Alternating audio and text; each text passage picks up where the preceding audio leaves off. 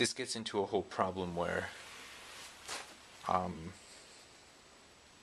well, it's defined on tvtropes as infodump, and it's actually in this layout that I was looking at this morning that I had pulled up.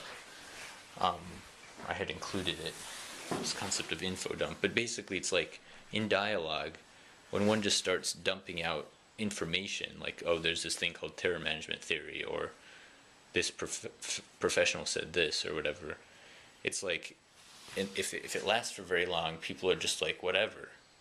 And this is a key aspect of my problem with communicating with people, because it's like, no matter how much I expand on my database of inner associations, and even if I get pretty good at explaining things pretty concisely, there's a tendency for certain points of reference for people to just not want to hear anymore. Certain words, like, freak people out, for example. I mean, like, I dropped the word reflection last night on this call, and it was like reflecting on taking out the trash, but it's kind of like I'm trying to improve, I'm trying to solve my problems and get on top of things, and yet in many people's minds there's this concept that people can't really change, that therapy takes years if it helps at all. And it's like the key is certain things can be changed and improved with the right methods, and certain things about certain people are much harder to change. And it's like,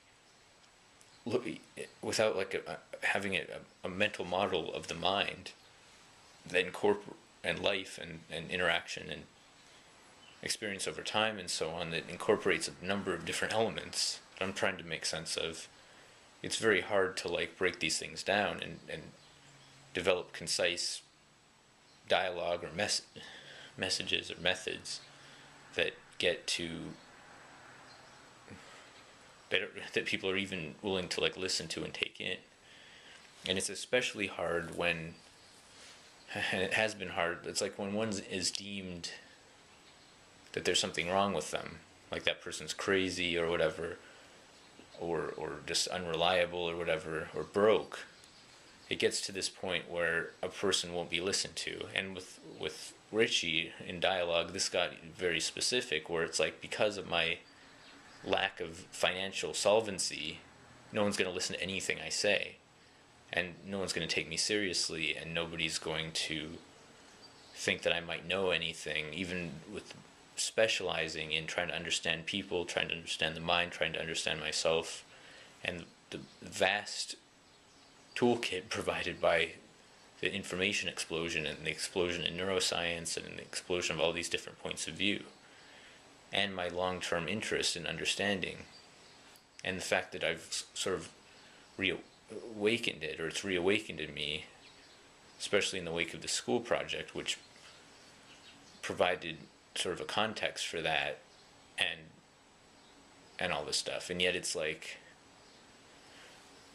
still, it's like not looked at as like a positive thing. I mean it is a common theme in music and so on, for people to like wake up or pay attention to things to a new level, or experience conflict that causes people to look at the world in a little bit different way. And yet in my life, typically, whenever I've felt like that, the response from, and try to communicate to people about it, the response has been that that's like pathological to like change or look at the world in a new way or see more than one once did.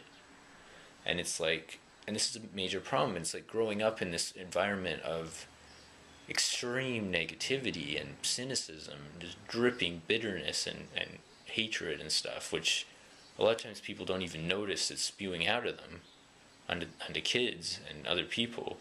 But it's like, a lot of times it is, and it gets into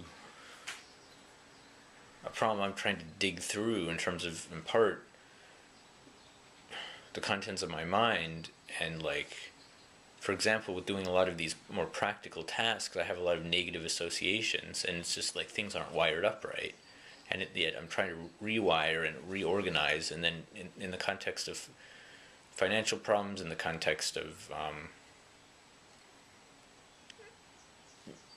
very limited interaction with other people. And yet it's like, it's not like I can just go and interact on these topics in a forum that I know of. except putting stuff on video, uploading it. I mean, there's this whole vlogging concept and blogging and so on, but it's like, I mean, part of it comes down to what other people's levels of tolerance are, and then there's also the question of what other people want, what they're trying to get, and what they are getting out of a given interaction. Because if another person isn't getting anything out of an interaction,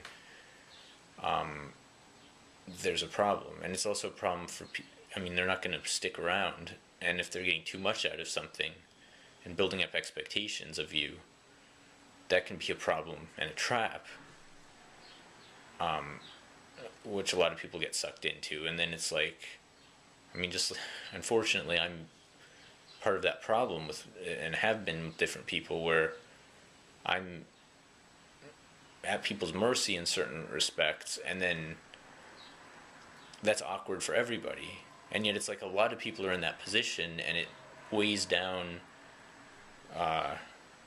and is a burden for a lot of other people, like people who need help.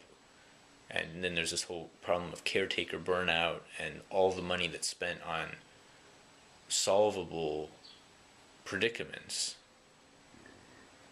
and yet also often not solving them. So I don't know, that's closer to a run through of certain things. And again, it's like, if this stuff is just like in rant form and it's not out there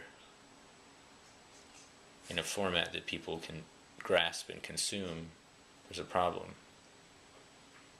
And I guess one sort of way to approach it is to make more references to other points of reference. For example, I noticed a lot of times if someone's on Oprah, Richie in particular, or a lot of people, if somebody's on a television show, suddenly they're imbued with a bunch of like, oh, this person is a real expert, and yet it's just because they're on television.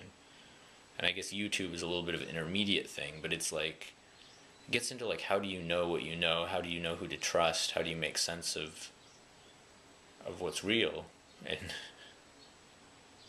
trustworthy? And I mean, that gets into all these questions like trust, faith, hope, worldview, mental models, and cognitive dissonance, when this stuff all starts to jam up against each other and become very uncomfortable.